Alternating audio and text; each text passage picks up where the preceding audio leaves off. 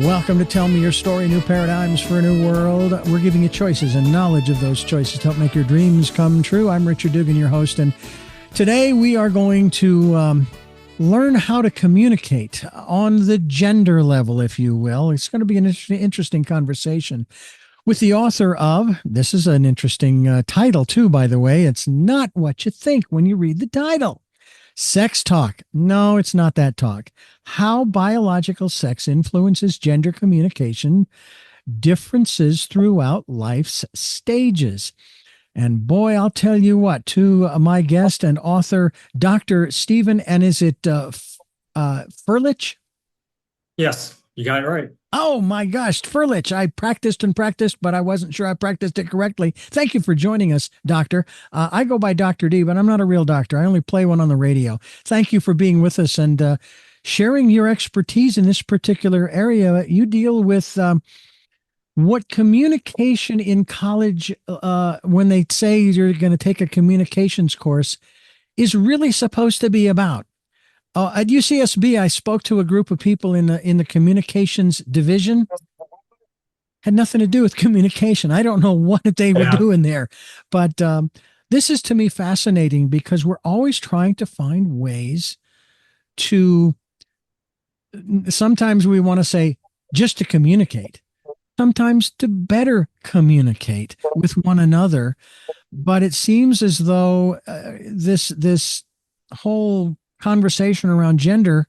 I'm trying to remember the author's name who wrote what is it? Men are from Mars, women are from Venus, and John that Gray. whole. I'm sorry, John Gray. John Gray. Thank you.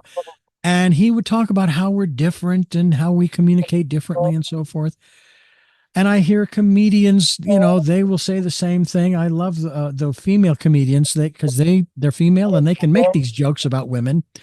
The guy, he says what he says, and that's what he meant. And it was only 3 words long or 5 words long. A woman uses those same 5 words, but the meaning could be contained in a book. I mean, that's the humor part of it. But the issue that I'm guessing it does have to do with intimate relationships, but we're also talking about just in general relationships between the sexes. What was it about this subject that intrigued you so that you put this book out called Sex Talk? And that's something that you touched on briefly, was 2 different things. One is academia itself isn't as applied as what it should be, such as a communication course should help people communicate better in their personal lives as well. And then secondly, the John Gray's book that's been out for a few decades, I think it got the ball rolling, but it wasn't as precise as what it could be, or have as much research back to support some of the different claims that he made. So that's one of the things that I tried to do with my book was find academic research, but make it applied to people's personal lives as well. So I've taught a gender communication class for several years. And one of the things that I kept finding before I wrote my book was that there are consistent differences with communication, not only verbal communication, but understanding as well between males and females. But academia pretty much always attributed that to social learning. Everyone's the same except for the way you grew up in your family or environment or whatever else. And then that's why I try to look at it from a more interdisciplinary approach. So I looked at biology, I looked at neuroscience, I looked at psychiatry, and some other types of sciences as well, and try to find what are the biological explanations for gender communication differences between males and females. So just a brief overview of a foundation, science can now analyze the human brain and with over 90% accuracy predict if it's male or female, and some of those differences are in the communication areas. So just looking at a brain, not knowing if it's male or female, you can predict by looking at the structure. And then earlier this year, another research came out that by the activation itself, so doing the exact same task, either you're communicating the same thing or you're listening to the same thing, trying to understand it, there are different activations between males and females that you can predict with over 90% accuracy based upon those activations if it's male or female. So one of the things that I do throughout my book is try to help the reader understand what are these different areas and what are the roles of brain structure and sex hormones and how that influences the way that we perceive, understand emotions, what we talk about, the words used, interests, things like that. Yeah, it's and on the one hand, it can be really, really complicated, but I have a feeling that if you're serious about breaching the gap, shall we say, you will take the time. And it seems to me like that's the factor when it comes to our ability to communicate what we feel and what we think to the opposite sex, whether it's in the workplace or otherwise. And guys want to rush through. We want to get this done. We want to move, move, move. But and again, this is not a criticism or a judgment, because women listen and process that information differently. And I find it interesting. Have you found that maybe in the business world, especially, but I don't know, maybe in academia, that women are being forced to kind of catch up and get with the program, rather than the men saying, wait a minute, we need to adjust our processing here. We need to makes I don't how do I phrase this? We need to make adjustments within ourselves in order to allow the women, the females, Empathize. to participate, in a manner of speaking, on an equal footing, or so it's what, maybe not equal, but equitable.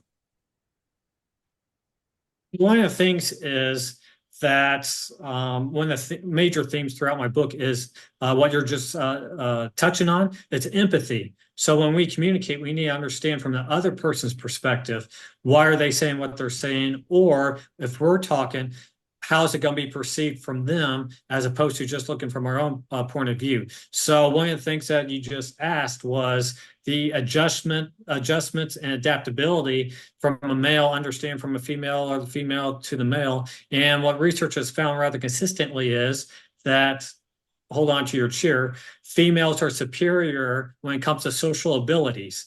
Probably not too many people are by that, but it's much easier for a female to adapt to the male understanding and communication than it is for the male to adapt to the female. And one form of evidence of this is in relationships, and it doesn't matter if it's romantic or friendship or whatever else.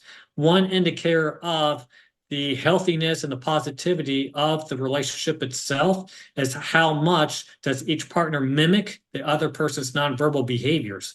Because what that does is it activates similar areas of the brain when you do the same types of nonverbal behaviors. So therefore, you empathize and you understand the other person much better because you actually feel what they're going through at a much deeper level. So what research has found is, in a lot of more positive and healthy relationships, is that the female often adapts her nonverbal behaviors to mimic the males, and it's much easier for her to adjust and adopt what his nonverbal behaviors are. So there's more of a synchrony and more of coordination, mimic behaviors between the two. So one of the things that I touched on is nonverbal communication differences. And again, we talked about how females tend to be superior when it comes to social abilities. And this translates specifically into nonverbal communication as well. Consistently, year after year, decade after decade, it's been found that females understand it. So they empathize and they understand people at a much better level, much more accurate type of level. So there's been numerous studies done.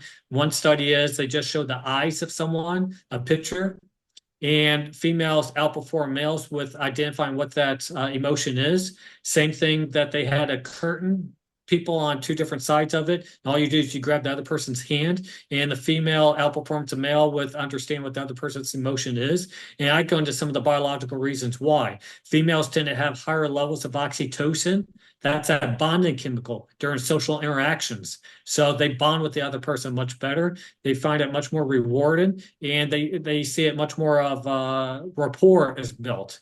They also have more mirror neurons that are activated during social interactions. So these mirror neurons, what they do is you see someone else's nonverbal behaviors, like we talked about, and then it prepares your body to display those same types of nonverbal behaviors. So therefore, when your body prepares to display those same nonverbal behaviors, you take on that similar types of emotion as the other person.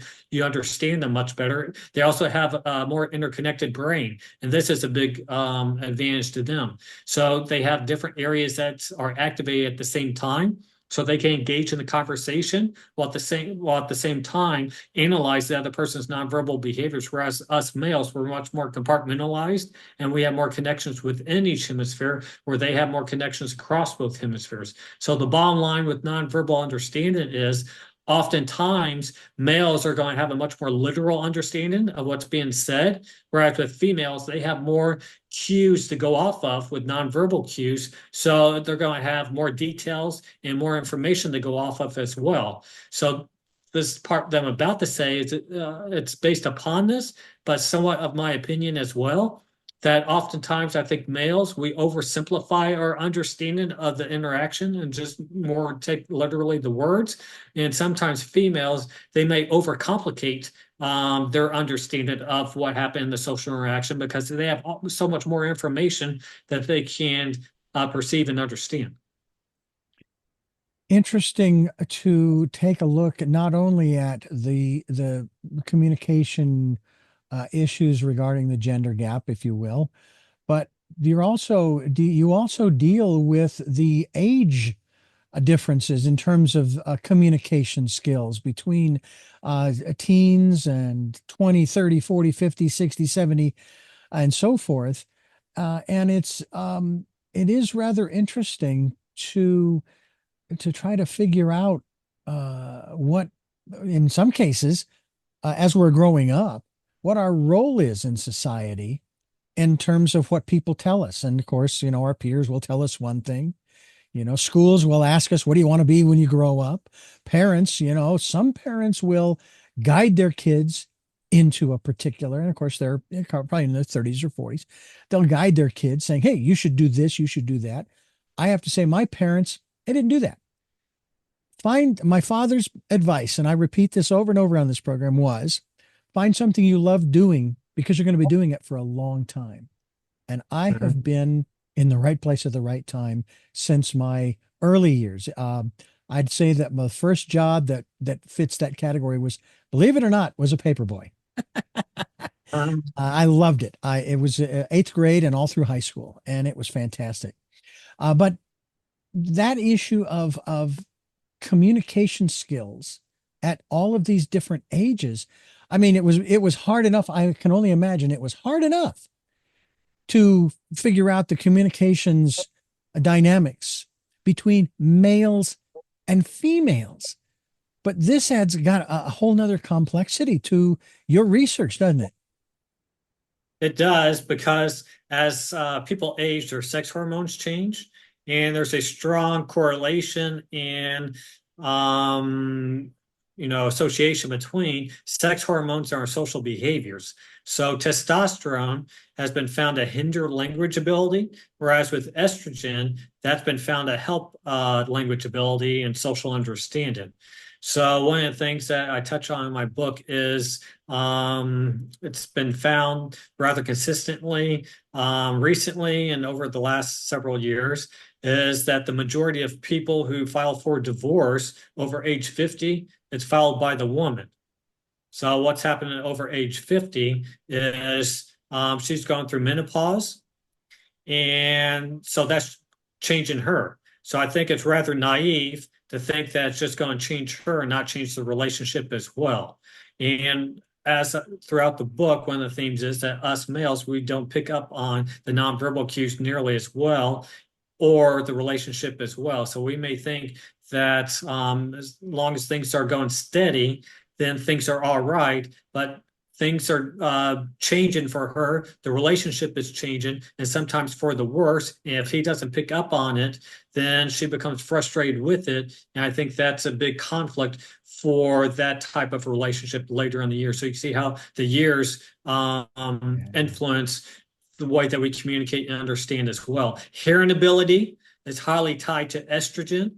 So you can see how that falls into play with evolutionary reasons. When the female is at reproductive age, that's when her estrogen's higher, and that's when it becomes necessary to understand and hear better the baby. And then when she's no longer in the reproductive age, she doesn't have to raise the children, and her hearing starts to decrease as well. So that's just one more thing to throw out there that us males need to understand.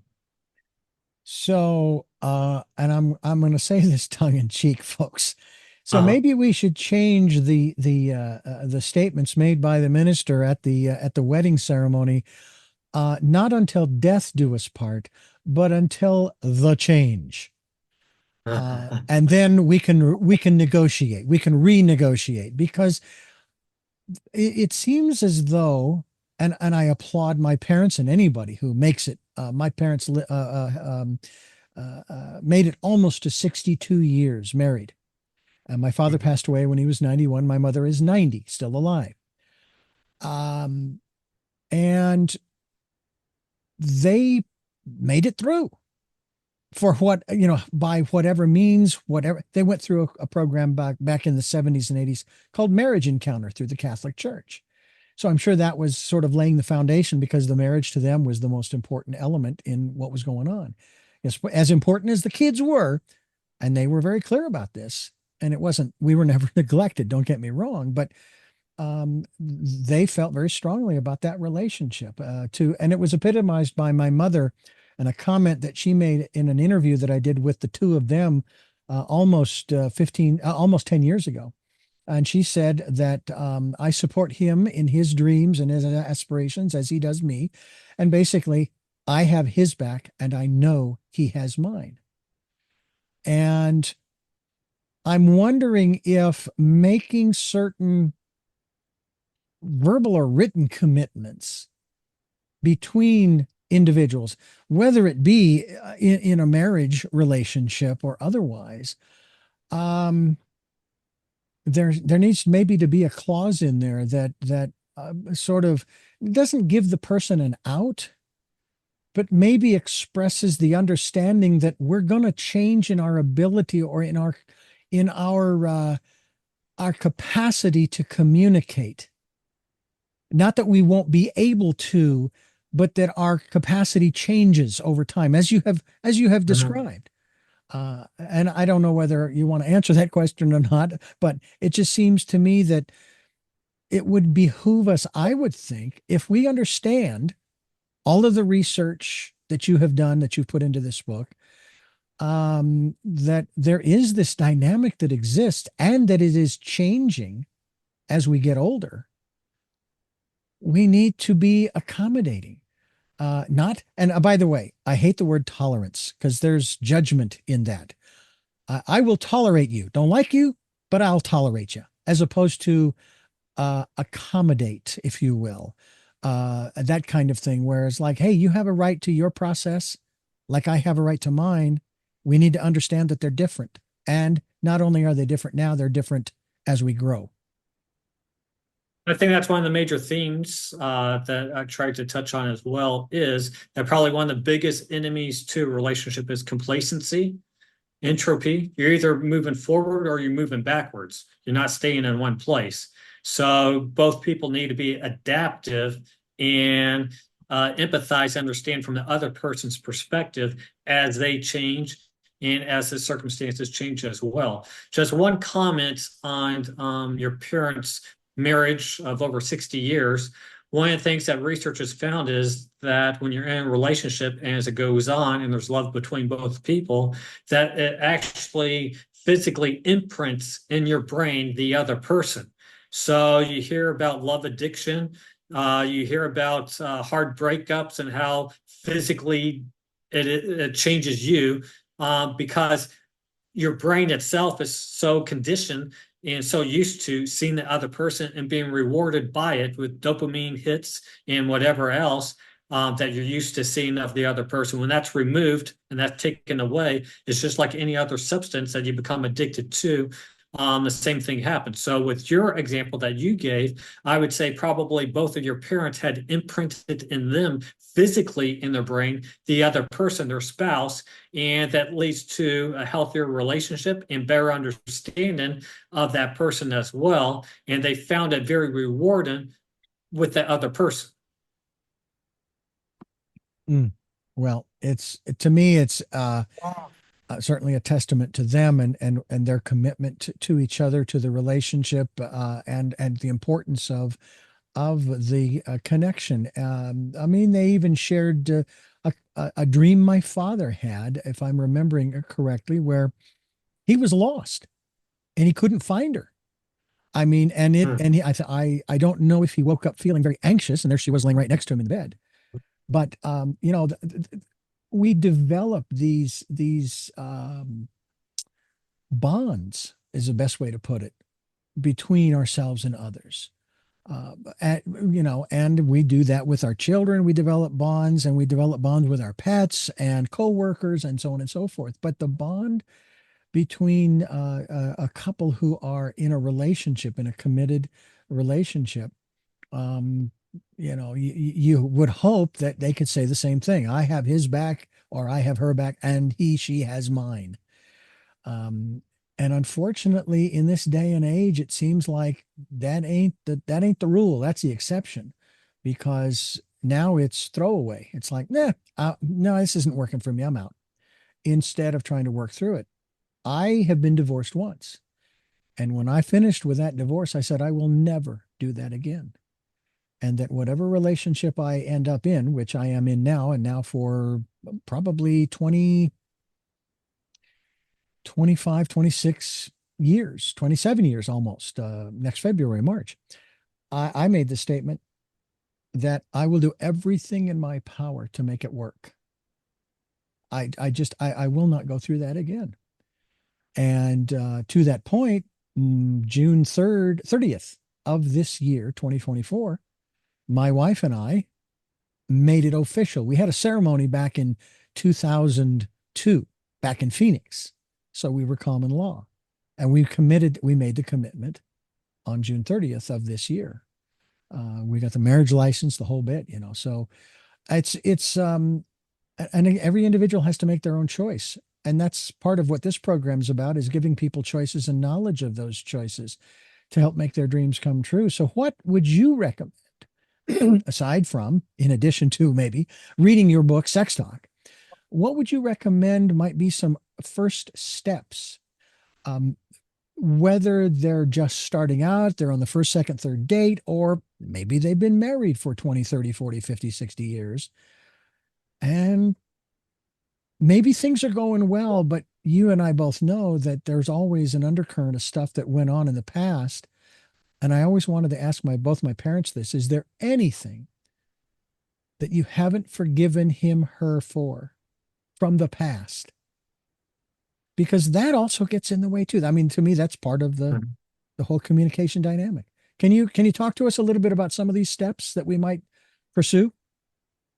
Yeah, well, what I think is probably a good place to start is what are some practical, easy to understand things that people can implement right away. So we talked about nonverbal communication, how females tend to be superior, and that she needs to understand that he's going to have more of a literal understanding, and he needs to understand that she's going to look at a much deeper level as well. So now with verbal communication, from an early age, it's been found that females tend to outperform males when it comes to different language abilities, social ability, the way they read, the way they write.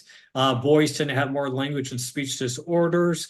Males tend to have more visual connections, whereas with females, they tend to have more auditory connections. So the verbal fluency area of the brain is much larger for females.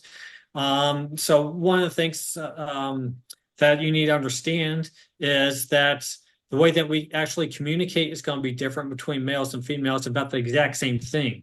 So with us males, our language is activated on the left side, and our emotion is activated on the right side.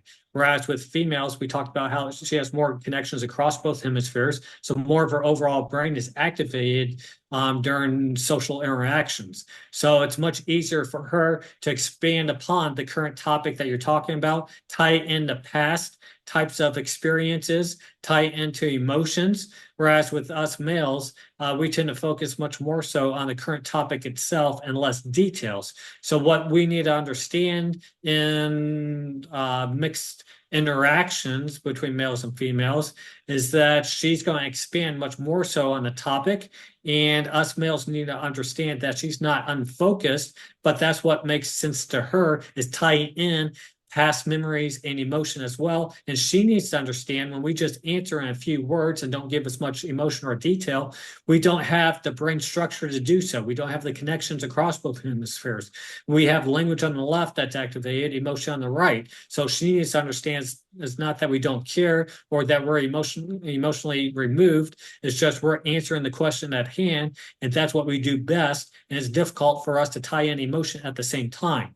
So one of the things that needs to be understood is that the exact same topic is going to be answered differently between a male and a female, and it doesn't necessarily indicate their level of interest or their level of focus in the relationship itself. It's just much easier with her having a larger hippocampus. She's also going to have a better memory for episodic types of experiences. So episodes, experiences, social interactions, she's going to remember it much more so with larger hippocampus and having all those other social cues to go along with it. Whereas with us males, we're at a disadvantage and we don't remember conversations nearly as well because we're not as equipped to do it. So those are a few things with the language that she's going to expand much more so. We're not going to expand as much with our language. She's going to remember much more so, and we're not going to remember nearly as much. Now, what I would like to get into just briefly is there is a rather well-known dynamic out there, conflict dynamic in the communication research. But one of the things that I tried to do in my book is try to give some biological explanations for it. And what it's usually termed is demand and withdrawal. That's a conflict type of dynamic that feeds on itself from relationships. And the majority of the time, the female, she's demanding more from the relationship. And then the male, he tends to withdraw much more so each time that she tries to demand.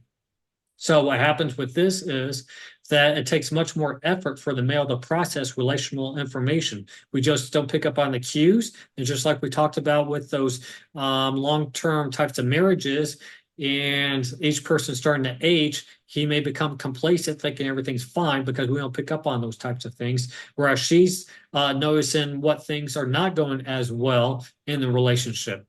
The female, one of the things that I touch on in my book, it's much more emotionally intense social interactions. So they have a much more emotional type of experience in each social interaction and relationships than what us males do. They have much more activation in the emotional types of areas of their brain, and they're much more susceptible to depression and other things as well. And negative types of experiences stay with her much longer than it does for the male.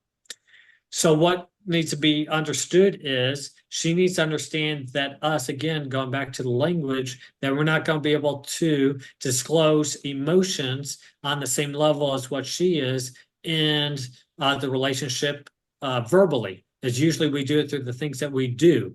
And we need to understand as a male from her perspective is that when she brings up issues of the relationship, it's not that she's personally attacking us. It's she's trying to improve the relationship because she has so much invested in emotionally and other areas as well. So we saw this play out in the popular media and celebrity types of marriages all the time. So think about the Johnny Depp and Amber Heard, what happened with that.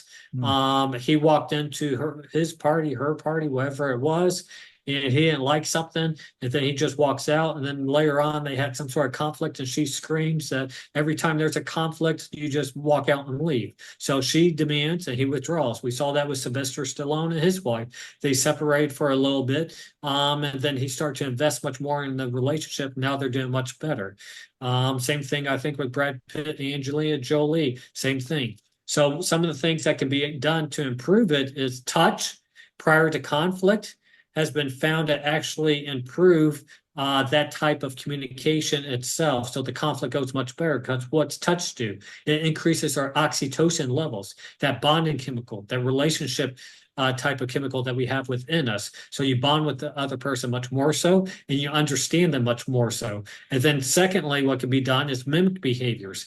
Mimic behaviors, you empathize with the other person because it activates similar areas of the brain, but also it increases that oxytocin as well. So these are all the same common theme is empathize and understand from the other person's perspective.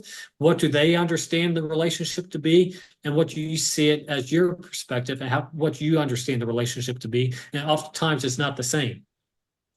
You know, I was listening to a, marriage seminar on cassette tape many years ago.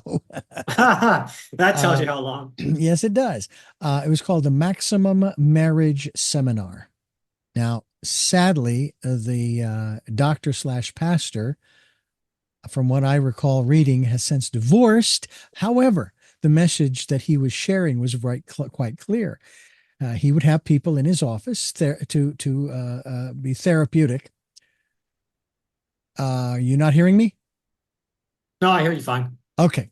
And he says, okay, um, you want to fix this relationship. You want to get back on an even keel, if you will. You know, you want to make this a better relationship than it was. Because there's always, even if the relationship's going well, there's always room for improvement. And he says, you're probably wondering which one of you has to start first. And I loved the phrase, the statement that he made to the couple. He looked at them both and said, you do. And he wasn't specific as to which one. And he was saying that you both have to, basically. And I think that it's one of the dynamics that exists in many areas of life, in that if and I think about, I can't help but think about this one, this whole argument over who should reduce their CO2 emissions, which country should do this. And of course, here in the United States, there are people who are opposed to all of this because, well, China's not doing it and India's not doing it and this country and that country and it's like, who cares? You start, and maybe, just maybe, they will follow. And that's, to me, what that message was he gave to them, that if you start, male or female, uh, then the other one will come to the table. And I think I'm with you on that whole dynamic you described between many of these actors. I can't stand conflict. I don't like, Withdrawal. yeah, I withdraw. Now, I don't necessarily walk away. Right, right. I just don't, I just, I stay quiet. Yeah. More so primarily because what I find is that no matter what I say, it's wrong. There's nothing I can add that's going to fix it. And of course, maybe that's the part of the problem, is that I want to say something that will fix it. Right. Um, and I'm also gun shy because of over the years, in the first relationship, over the years, things were said that were very hurtful. So I'm not gonna open myself up to that. Self-preservation, I guess you might say. It's still part of withdrawal. So that's one of the dynamics that I know I deal with, and I'm working on it still. I'm still working on that. I'm curious about, if I may ask, your relationships. Uh, how have you made yours better through the research that you have found in this process? One of the things is I try to understand it much more so from her perspective. And in doing so, knowing that it's much more than just the words themselves. So taking a more holistic approach to it and try and understand what are some of the other things that go along with it, such as maybe the nonverbal behaviors, what are the circumstances surrounding it, what are some of the things that led up to it, and what are some of the other types of things as well. So looking at it as a much more complete picture as opposed to just a specific topic itself. So one of the things that you talked about, and this is one of the things that I try to do, is if there is a conflict, then what research has found is that for her, just talking about it helps to reduce stress for her because it increases her oxytocin level and her cortisol level starts to decrease just by the verbal expressions themselves. So just to validate what she's saying and try to communicate to her that you understand what she's saying and where she's coming from is enough. There's not necessarily a need to try and fix it right then, but just trying to say that you understand why she's talking about what she's talking about, and that helps to decrease the stress level for her itself. One of the things that you talked about with therapy that you listened to the consent to is they found out, and they did research, and in therapy sessions themselves, one of the things that you want to make notice of, that the more a couple progresses positively in therapy, the more that they start to mimic each other's nonverbal behaviors. So that's a good barometer to see how well they're progressing. And you want to make sure that they don't mimic the therapist's nonverbal behaviors, but it's the nonverbal behaviors of each other. So those are some things to keep in mind, is what types of mimicry is going on, that sometimes she needs to just talk about issues and not necessarily need a solution, but she does need a response that you're at least actively trying to listen. And then empathy, trying to empathize, understand from the other person's perspective, I think is one of the biggest things as well. So the demand withdrawal seems to be one of the biggest things of conflicts and end in relationships, where she demands and then he withdraws, and then that just makes things worse. We are talking with Dr. Stephen Furlich. His book is entitled Sex Talk: How Biological Sex Influences Gender Communication Differences Throughout Life's Stages. And we have got a lot of life stages, folks. So stay with us here on Tell Me Your Story. I'm Richard Dugan, your host, and I thank you for being with us. And our guest, Dr. Stephen Furlich, talking about sex talk, how biological sex influences gender communication differences throughout life's stages. Where was the starting point as far as, I mean, you did start with teens, or did you start with preteens, children at all in that regard, or was that a little too early to research because they haven't really developed the communication skills yet that you see as they are older? There's less research, the younger that you go. But one of the things that I looked at other people's studies is they even did research on prior to birth.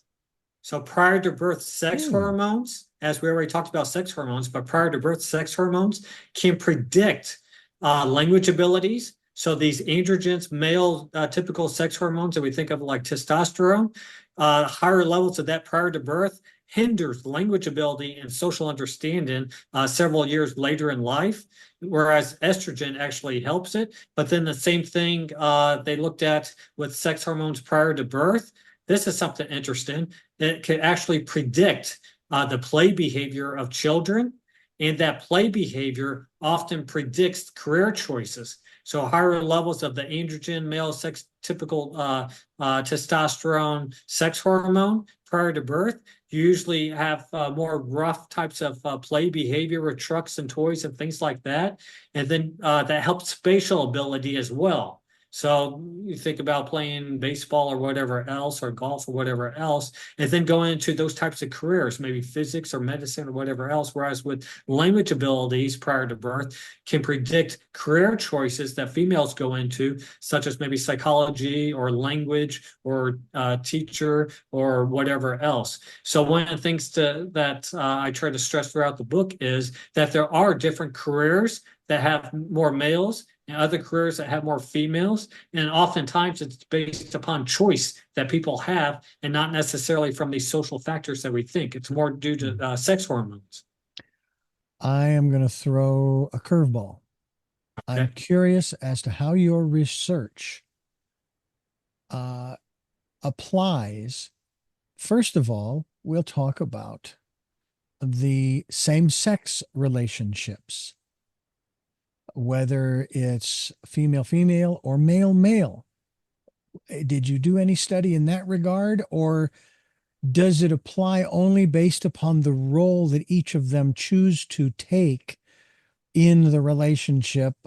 We've heard this many times, he's the mother because he's very sensitive, and so forth. Whereas in a female relationship, she's the father, she's the tough one, and so forth and so on. And so she would take on the male attributes. Is that how that would break down, or is there a difference? Well, one of the things that with the research itself is looking at trends, and the majority of the time with the majority of people. And that's one of the things that I pretty much touched on, whereas these other types of factors that are less predominant, it's much more difficult to study because you don't have the numbers of people to actually study itself. So, such as the same sex types of relationships, and do the sex hormones, are they consistent in those types of relationships as well? I would venture to guess probably, but there's not much research out there because they look at participants. So when you do a research study, you're just trying to find people who you can actually collect data from.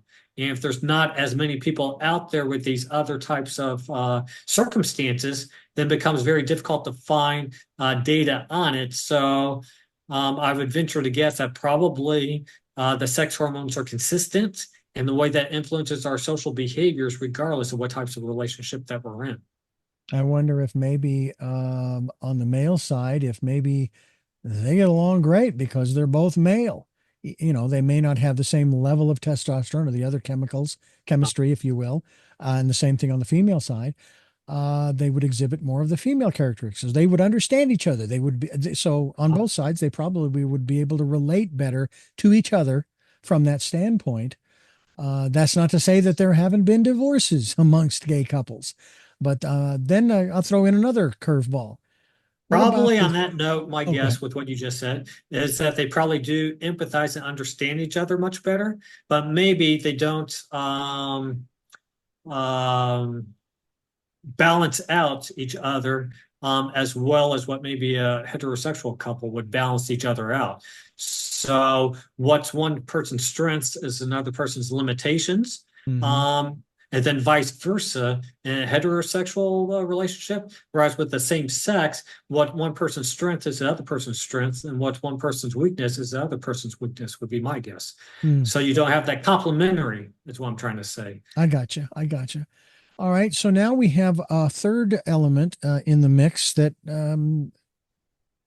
is, and I'm not passing judgment by any means, but we now have people who are transitioning from one gender to the other. And so now they're going to be taking more estrogen to help facilitate that, or they're going to be taking more testosterone to help facilitate that. Was there anything in your research and study that took a look, even cursory, at that particular segment of our population? Yes. So one of the things to keep in mind is that, as we already talked about, even prior to birth, sex hormones influences our social behavior. But then when they change throughout life, it influences our social behaviors. But when you artificially change sex hormones, that can actually change the brain synapses within your brain itself. And that can lead to different types of reactions, emotions, and memories, social skills, things like that. So adult males usually have about 20 times as much testosterone, 20 times as much, not 20%, but 20 times as much testosterone, whereas adult females usually have 20 times as much estrogen as what adult males do. And we see how that influences our social behaviors. So what has been found is that artificially increasing testosterone levels actually decreases gray matter in the Broca's area of the brain, and that's responsible for language abilities. So if you artificially increase someone's testosterone levels, that's likely because it's a area of the brain that's responsible that decreases the gray matter. It's going to hinder their language abilities, their social understanding, and that's what's been consistently found with testosterone. Whereas if you artificially decrease testosterone levels, that hurts spatial ability. There's a strong connection between testosterone and spatial ability, directions, hand and eye coordination, things like that when you artificially change it as well. Also with testosterone, it's often used in treatment for depression. So if you artificially start changing someone's testosterone levels, then what's that going to do with their emotions and their levels of depression as well? So that's one of the things I think to really keep in mind is that you just don't change someone's identity, you change their abilities as well and the whole person. That you just don't go in and change one part, it changes everything because sex hormones are sort of like oil that runs through an engine and it affects the whole mechanism and the way that it functions, not just one part. Mm. So it's a whole new area that we don't know as much about, and much more needs to be understood before I think we keep adding more to it. In the first, for the first time this century, we have had two political campaigns where you had a male candidate and a female candidate for the highest office in the land. Uh-huh. And what I find so interesting is, and I'm thinking about what you've shared with us on this program in terms of the dynamics, in terms of the communication skills. And of course, I'll just let you know, I was born and raised into a family, a total of eight, six kids, four girls and two boys. I'm the elder brother and my brother, and I have two older sisters and two younger sisters. And so my brother and my father and I certainly were inundated with large amounts of estrogen in the house.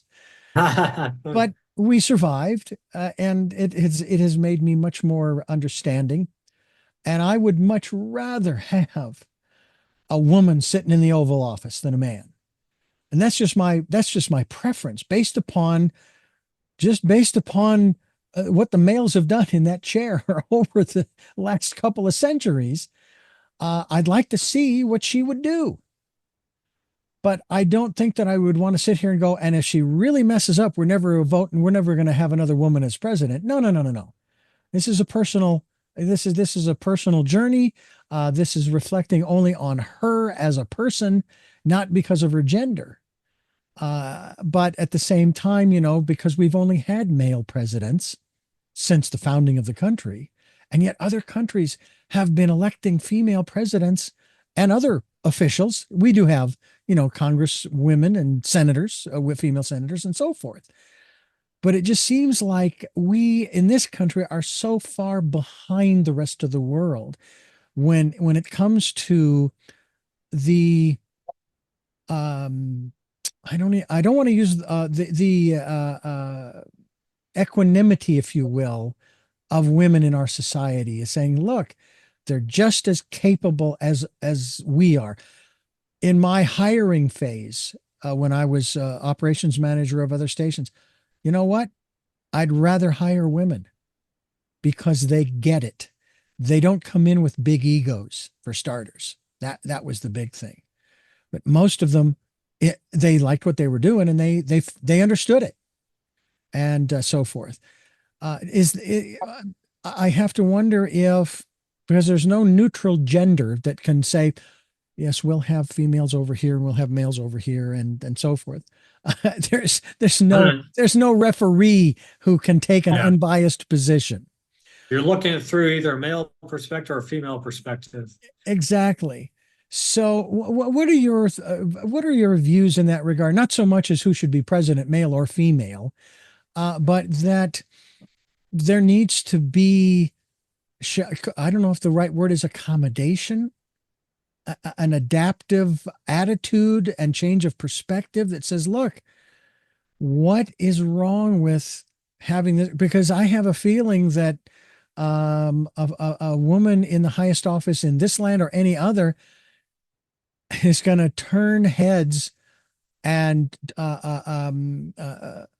basically do things in a different way that everybody else that's dealing with her, which is probably going to be male, is not going to expect. And in a way, that's not a bad thing. Sometimes the unexpected is a good thing. And I go ahead. Can you You lost me for a second. did you hear my question? No. What about the aspect of uh, giving women that fair shot, if you will? You know, they talk about breaking the glass ceiling, you know, and we may have a woman who will shatter that sucker in November. But other countries have done it, and they're still intact. They're doing fine. Yeah, I think if they're qualified, then they would bring in a different type of leadership dynamic. So decision making is different between males and females. The way we perceive is different. So there's one example that I put in my book is that looking at a long number, let's say 6, 7 digit number, us males we tend to look at as one number, whereas females they look at as separate, different numbers altogether. Mm. So what they do is they look at details. They often look at details, and we often look at the big picture. They have a much better eye for details. They have better color vision. They look at details in objects and people much better as well. So the way they see things is literally different. Color vision's on the X chromosome, and they have more P cells, so they see more shades better. But then also their decision making, they often include more people in the decision and try to understand from their perspective when they make decisions. Whereas males, we tend to much focus on what the problem and solution is, and less so the inputs from other people. And then also with decision making as well, that they often look at different types of categories together and continuum. Whereas we look at it as much more as exclusive, discrete, different types of categories. So it's either A, B, C, or D, whereas she would look at it a little bit from A, a little bit from C, a little bit from D. So just a cognitive process that take place and the way that we perceive it's different, and our decision-making process as well. So it would be a different type of leadership for sure. And it's not to say that the males have made a real mess of things, but there have been some decisions that I sit there going, really? You got to be kidding me. That doesn't make any sense. And case in point, here in California, you know, we're trying, you know, our governor is trying to somehow placate the constituents by giving them a rebate from the oil companies. And I'm sitting here going, okay, I'm with you in terms of placating the consumer, but that isn't going to do it for me.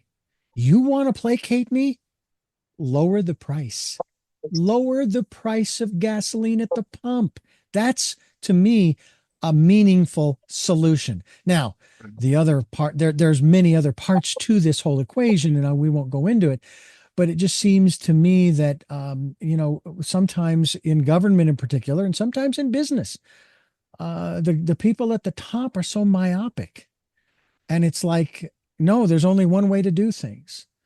Are you Mhm. seeing with this research, and though your book has been out for you know, a good 3 years or so, that these concepts and these ideas are they accepted, let's say, by business, by the higher up, saying, yeah, you know, we need to rethink how we work with our female employees or coworkers, or however you want to phrase that, to make this a better company, and not just, I know it's important, but not just the bottom line. Slowly, one of the things that I find most gratifying is when people, business, whatever else, can relate to it and say that their experiences align with it. And these are some of the changes that need to take place. So it's happening much at a much quicker rate and personal relationships, people relate to it much more so. It's much slower in business. And then in academia, it's just about stopped because they are very difficult personalities and close-minded to this innovative type of new research out there. So what they've been doing is what they've been doing for years and years, and more resistance to change. So personally, yes, I've seen a lot more adaptation to it. Business-wise, not that much, and then academia, not much at all. Hmm. Well, yeah, I guess the best way to put it is you got to start somewhere, you know. You got to start somewhere, and hopefully it will be a positive thing from that standpoint of realizing that, hey, there is a better way, there is another way, there is a more viable way, and we can make it happen, and it's not going to destroy things. We just need to consider other options. It's one of the things we promote on this program, giving people choices and knowledge of those choices. I don't have all the answers. You don't have all the answers, but maybe between us and other people, it's almost along the lines of how you described the way women process information and so forth. Take a little from here, take a little from there, take a little from there, and let's see what works. I mean, the worst thing that could happen is it doesn't work, and we go back to the drawing board. The best thing is Well, it does work. and then one of the things also, you talked about presidents and male and female. So testosterone is highly related to aggression and more individualistic types of behaviors, whereas estrogen is related more with empathy, social behaviors, understanding other people. So maybe if there was more estrogen in the Oval Office, maybe there would be fewer wars. Who Yeah, knows? it's entirely possible, and maybe there might be a little bit more empathy for the conflicts that we're not involved in, but that we care about and we're concerned about. That we'd step in and say, hey, we need to stop. We need to rethink what's going on here and what it is that both sides really want. You know, I mean, some of these conflicts have been going on. I mean, the Ukraine conflict has been only, I guess it's what it'd be 3 years next year. I can't believe it. Maybe it's four. I lose count. But this whole business in the Middle East, that's been going on for thousands of years, for several thousand years. So there may or may not be an easy solution to that. I say we segregate both parties, put them both on separate islands and say, figure it out, and if you want Uh, back, find a way to get over there. But we're not going to give you boats or any tools. You figure it out, just like the primitives did, thousands of years ago, and that's just an idea. We're talking with Dr. Stephen Furlich and his book, Sex Talk: How Biological Sex Influences Gender Communications Differences Throughout Life's Stages. I'm Richard Dugan, and you are listening to Tell Me Your Story. This is Tell Me Your Story, and we are going to wrap things up here by thanking you, Dr. Furlich, for joining us here on the program, sharing these insights. I really hope people will get a copy of your book, which I would guess is available on Amazon. It's also available, am I correct, in Audible? yes, so you could do the ebook, which is really cheap, $9.95, or you could do the paperback, or you could do the Audible book as well. So it's just easy to go on Amazon, books category, and then just type in my last name, Furlich, Furlich, and then it pops right up. Well, we appreciate all of the hard work. I'm curious, just real quickly, how long was I guess you'd call it the research study or the study? How long was it? How long did you do it? So the rough draft took a year and a half, and I worked on that every day for at least 2 hours for a year and a half just to do the rough draft. Mm.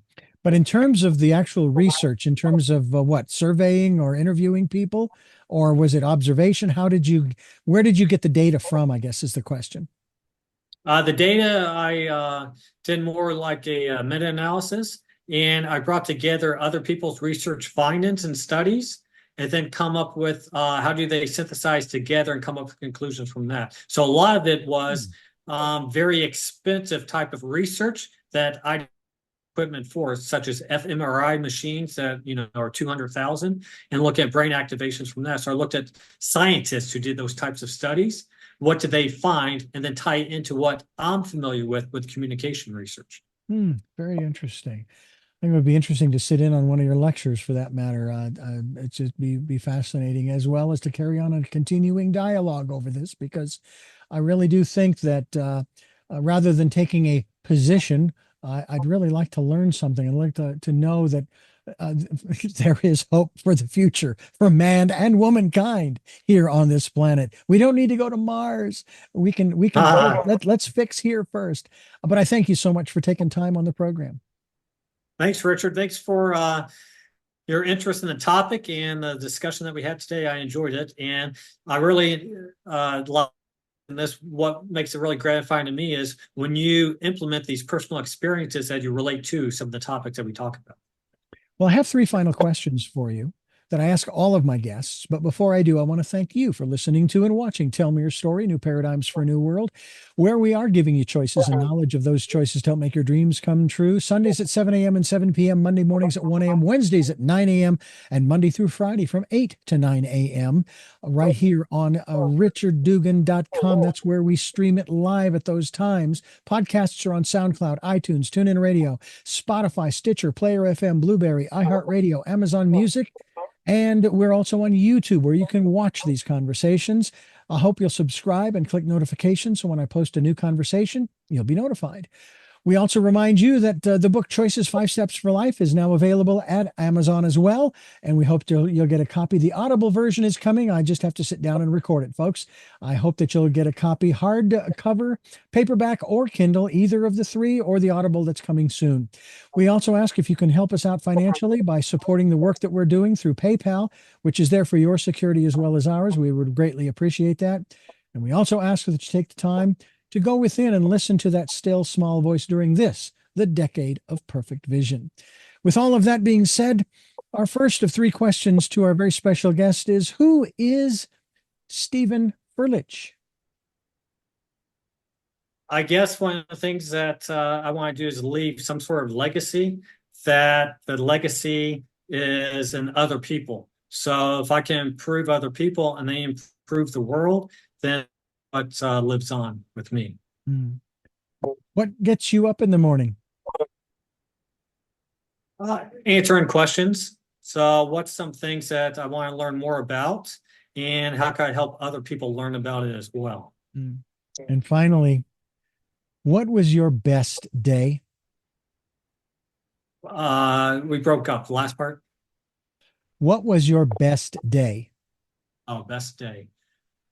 Probably when I defended my dissertation. And By the way, everything was I've sat in on one of those, and I okay. find it fascinating. It's an incredible process, and congratulations on your doctorate and getting your PhD. Thank you. And thank you again for joining us, and I thank you for joining us. And until our next broadcast, podcast, videocast, love to Lal. Jeanette, I am still listening. Dad, continue to be happy because I am. Smokey, I'll see you on the other side. And to my dear friend Zorro, aho, aho.